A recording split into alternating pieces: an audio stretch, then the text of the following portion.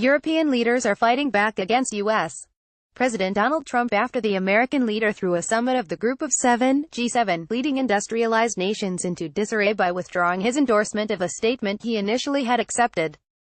Late on June 9, Trump tweeted that based on false statements by Canadian Prime Minister Justin Trudeau, who hosted the G7 summit in Quebec, he had instructed U.S.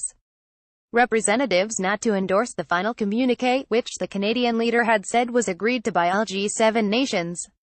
In recent weeks, trading partners of the United States have criticized new tariffs on steel and aluminum imports imposed by the Trump administration. The final G7 communiqué expressed the need for trade cooperation, took a hard line on Russia, and stressed the importance of containing Iran's nuclear program. At a news conference after the summit, Trudeau reiterated his opposition to the U.S. tariffs and vowed to move forward with retaliatory measures in July. "I have made it very clear to the president that it is not something we relish doing, but it's something that we absolutely will do," he said. "Canadians, we are polite, we're reasonable, but we also will not be pushed around." As Trump flew from the summit to a planned meeting with North Korean leader Kim Jong-un in Singapore, he lashed out at Trudeau, saying he acted so meek and mild during our G7 meetings only to give a news conference after I left saying that U.S. tariffs were kind of insulting, and he will not be pushed around. Very dishonest. Our tariffs are in response to his of 270% on dairy. Trump wrote. Trudeau's office released a statement quoting the Prime Minister as saying that he said nothing at the G7 that he hadn't told Trump in person and voiced publicly before.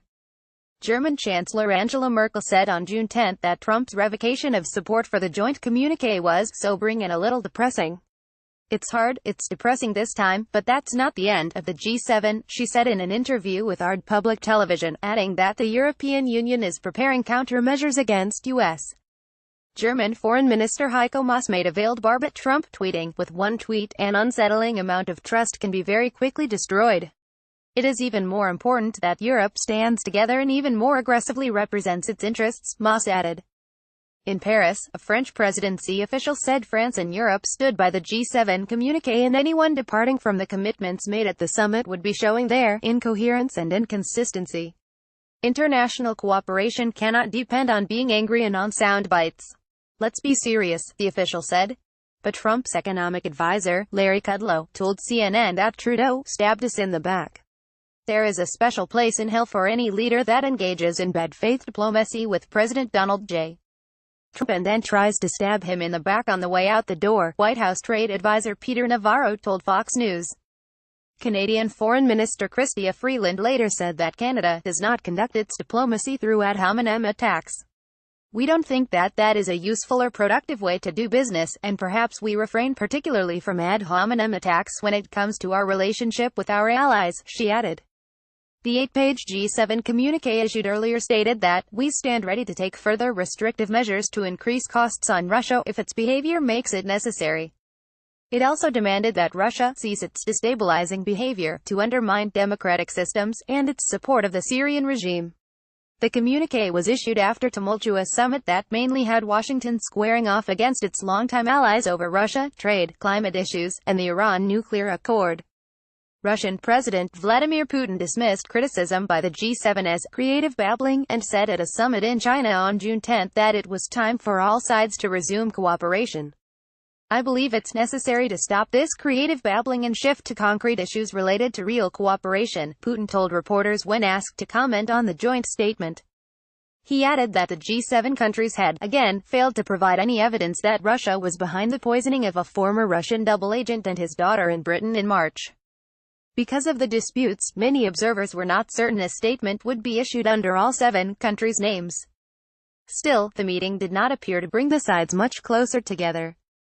The G7 consists of Canada, France, Germany, Italy, Japan, Britain, and the United States.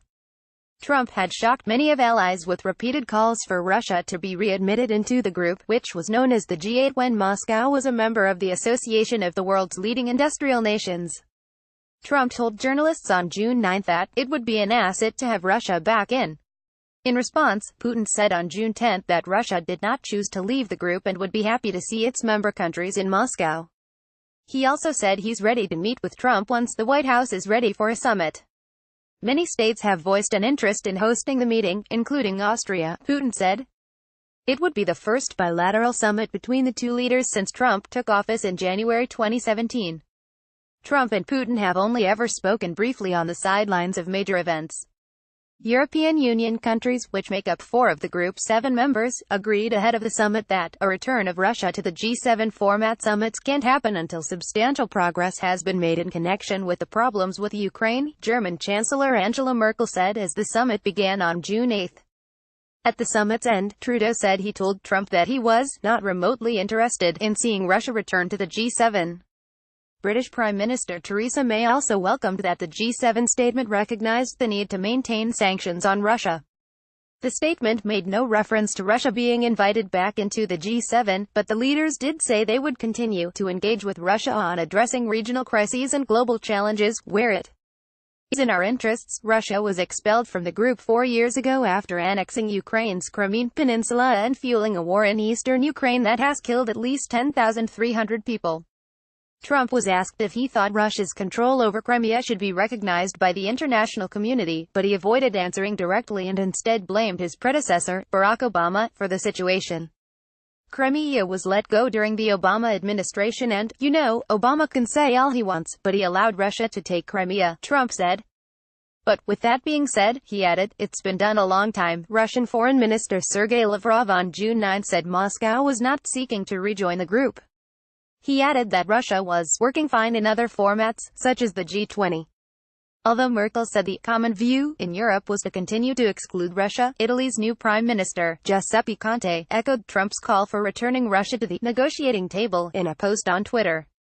Allies said they were stunned by Trump's friendly gesture toward Russia, especially considering his move last month to cite national security reasons for threatening to impose tariffs on the steel imports of major U.S. allies. Many U.S. lawmakers, both Republicans and Democrats, have also expressed concern about Trump's departure from past U.S. views on trade, Russia, and the international order. Trump has been open on his desires for better relations with Moscow. Republican Senator John McCain, who has been at loggerheads with Trump over many issues lately, tweeted his displeasure at the president's actions in Quebec. To our allies, bipartisan majorities of Americans remain pro-free trade, pro-globalization.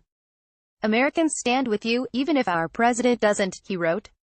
The G7 leaders also said they were committed to permanently ensuring that Iran's nuclear program remains peaceful in line with its international obligations and commitments to never seek, develop, or acquire a nuclear weapon. We condemn all financial support of terrorism, including terrorist groups sponsored by Iran. We also call upon Iran to play a constructive role by contributing to efforts to counter terrorism and achieve political solutions, reconciliation, and peace in the region, the statement added. It did not specifically mention the 2015 nuclear accord, which provided Tehran with relief from sanctions in return for curbs on its nuclear program. Trump withdrew from the pact in May against the wishes of the allies in Russia and China. With reporting by AP, AFP, DPA, Reuters, and the BBC.